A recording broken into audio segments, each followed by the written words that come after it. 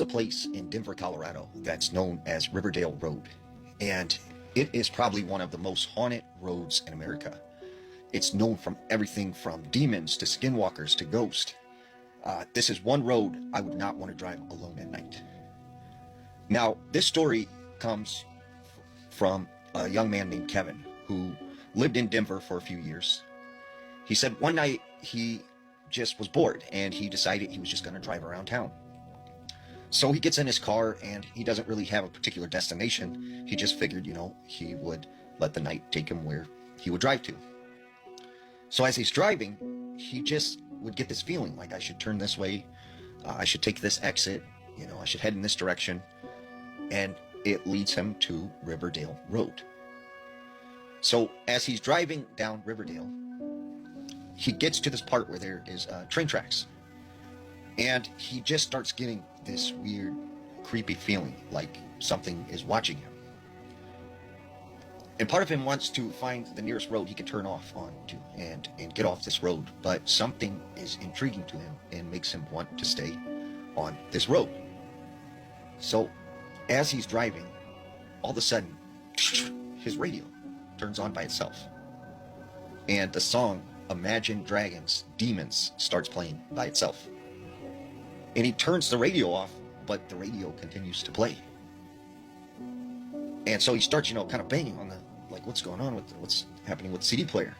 And finally, it turns off. So he thinks, okay, maybe there's some kind of electrical problems or something. But he keeps on driving. Well, all of a sudden, he starts to get that feeling once again, like he's being watched. And he feels like there's someone sitting in the back seat.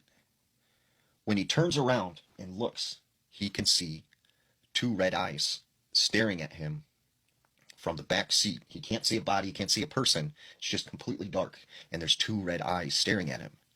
So Kevin is just kind of, at this point, freaked out and doesn't know what to do. And he keeps looking back and the eyes are still there. So he starts talking to these eyes and he says, look, I don't know who you are or what you want from me. I'm sorry I came on this road. I'll get off if you want. And he looks back again and boom, the eyes are gone. There's no one back there. So Kevin, is like, it's time to get off this road. But as he kept driving, he would turn off onto a street and he would find himself back on Riverdale Road. And no matter how many times he turned or where he exited, he couldn't get off this road. So he pulls over and he gets on his cell phone and he starts trying to call his friend to see, if he could come meet him there and help him figure out how to get off this road.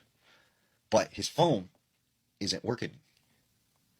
And he's getting no service, which he thinks is weird because he, most places in Denver, he gets service and he never had an issue with his phone.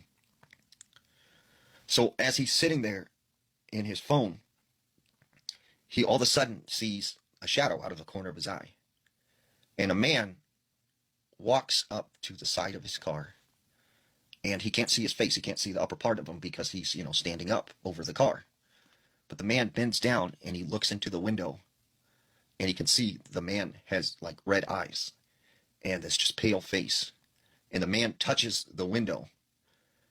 And all of a sudden, he could see smoke coming from this guy's hand as he touches the window.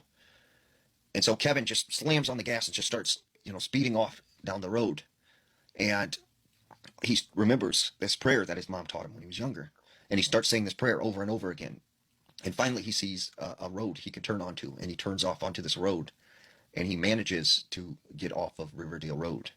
And he said he will never drive on that road or near that road ever again.